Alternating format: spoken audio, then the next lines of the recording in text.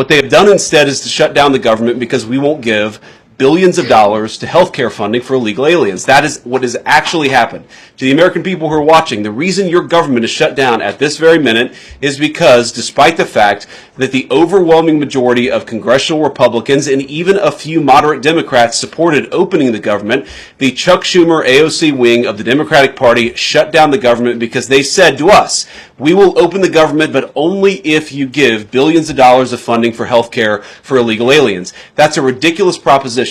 If you're an American citizen, you've been to a hospital in the last few years, you probably noticed that wait times are especially large, and very often somebody who's there in the emergency room waiting is an illegal alien, very often a person who can't even speak English. Why do those people get healthcare benefits at hospitals paid for by American citizens? The answer is a decision made by the Biden administration that the Trump administration, working with congressional Republicans, undid. We turned off that money spigot to healthcare funding for illegal aliens. The Democrats, in their legislative text, want to turn it back on. Is this going to be a long shutdown?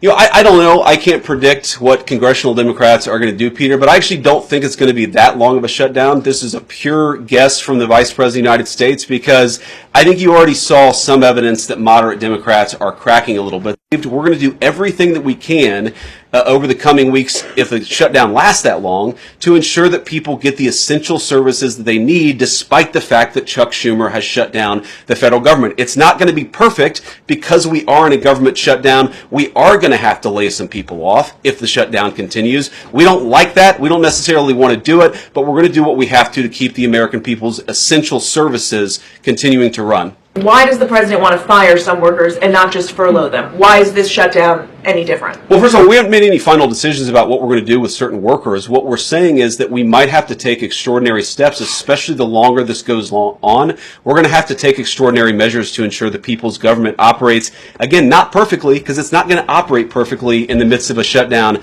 but operate as well as it possibly can. And I think that the Democrats, if they're so worried about the effect this is having on the American people, and they should be, what they should do is reopen the government, not complain about how we respond to the fact that Chuck Schumer and the Democrats have shut down the government in the first place. Thank you all. Caroline.